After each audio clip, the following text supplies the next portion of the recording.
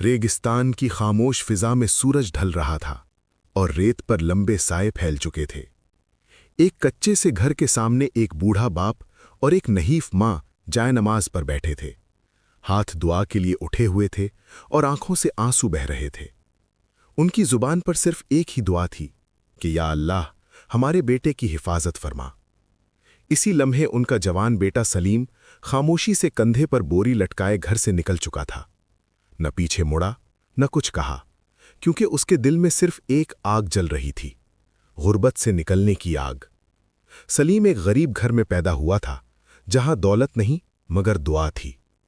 बाप अक्सर कहा करता था कि बेटा, अल्लाह पर यकीन रखना, क्योंकि दुनिया साथ छोड़ देती है मगर अल्लाह नहीं।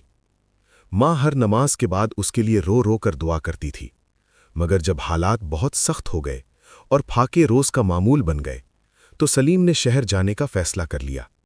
रास्ता आसान नहीं था। तपता हुआ रेगिस्तान, भूख, प्यास और तन्हाई ने उसे तोड़ कर रख दिया। एक दिन वो रास्ता भटक गया, पानी खत्म हो गया, कदम लड़खड़ाने लगे। वो जमीन पर बैठ गया और आसमान की तरफ देखकर कहा, या अल्लाह, अगर तू राजी है तो मुझे उठा ले, और अगर नहीं तो मुझे रास्ता दिखा दे। इसी लम्हे उसे माँ की दुआ और बाप की बातें याद आ गईं और दिल में अजीब सा सुकून उतर आया। कुछ ही देर बाद एक काफला वहां से गुजरा और बेहोश सलीम को बचा लिया। शहर पहुंचकर उसने मजदूरी शुरू की, ईंटें उठाईं, बोझ ढोए, मगर नमाज और शुक्र कभी नहीं छोड़ा। शुक्र है अल्लाह का। उसकी ईमानदारी ने अल्हम्दुलिल्लाह ताजिर को मुतासिर किया और वो उसे अपने साथ ले गया। सालों की शुक्र है मेहनत अल्लाह के का। बाद सलीम एक कामयाब इंसान बन गया। मगर एक रात उसने ख्वाब देखा कि उसके माँ बाप पुराने घर में दुआ कर रहे हैं। वो घबराकर उठा और फौरन गांव वापस लौटा। जब दरवाजा खुला तो माँ की आंखें भर आईं और बाप के हाथ कांपने लगे।